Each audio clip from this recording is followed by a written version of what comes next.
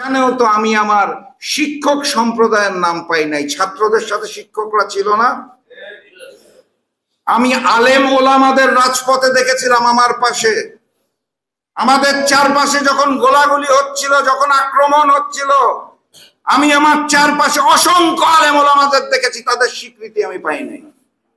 আমাদের দরকার নাই যারা কোন রকম চাহিদা ছাড়া, যারা ভবিষ্যতে ক্ষমতায় আসতে চায় না, লুটপাট করতে চায় না, চাঁদাবাজি করতে চায় না, দেশের স্বার্থে যারা নেমে এসেছিল, যুদ্ধ শেষে আবার ফিরে গিয়েছে, সেই আলেম ওলামাদের স্বীকৃতিও তো আমি পেলাম না।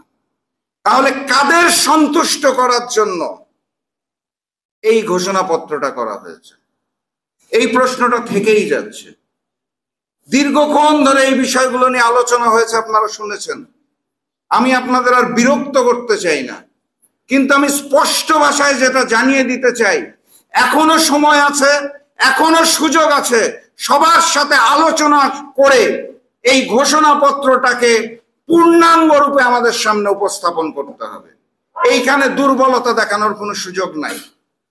দ্বিতীয় যেটা আমি বলতে চাই, এই ঘোষণাপত্র এবং সনদকে সংবিধানে সংযুক্ত করতে হবে এবং আইনগতভাবে এটাকে ব্যবস্থা নিতে হবে। আজকে রাজনৈতিক দলগুলো যদি কাগজের মধ্যে স্বাক্ষর করে পরবর্তীতে ক্ষমতায় এসে সেটাকে মানতে না চায়, তাহলে তার দায় দায়িত্ব কে নেবে? এটা তো অতীতের ইতিহাসে আমরা দেখেছি, কাগজের টুকরার মধ্যে স্বাক্ষর করে পরবর্তীতে আর মানতে চাই না।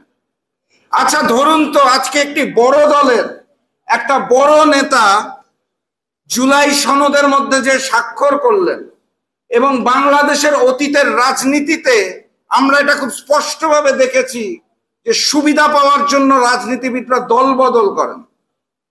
একটা বড় দলের বড় নেতা আজকে স্বাক্ষর করে পরবর্তীতে যদি ওই দলটা বদল করে ফেলেন, তখন সেই বড় দল যদি বলে যে ওই ব্যক্তি স্বাক্ষর করেছিল, আমার দল এটার দায় দায়িত্ব নেবে না, তখন কি হবে? অর্থাৎ স্বাক্ষর ব্যবস্থাটা দলীয় পর্যায়ে হইতে হবে, ব্যক্তি পর্যায়ে নয়। ধরুন লন্ডনে বসে একজন বড় নেতা অপেক্ষায় থাকলেন, আর এখান থেকে তার হয়ে একজন স্বাক্ষর করলো, তিনি পরবর্তীতে অন্য দলে চলে গেলেন, তখন সেটার দায় দায়িত্ব কে নিবে? আমি যেটা বলতে চাচ্ছি, স্বাক্ষর ব্যবস্থাটা দলীয় ভাবে হতে হবে, ব্যক্তি পর্যায়ে নয়।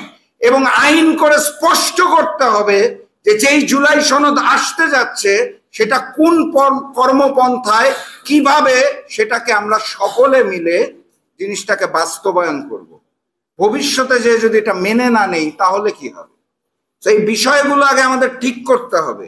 আমি আপনাদের বেশিক্ষণ বিরক্ত করব না, একটা ছোট গল্প বলতে চাই। সেটা হচ্ছে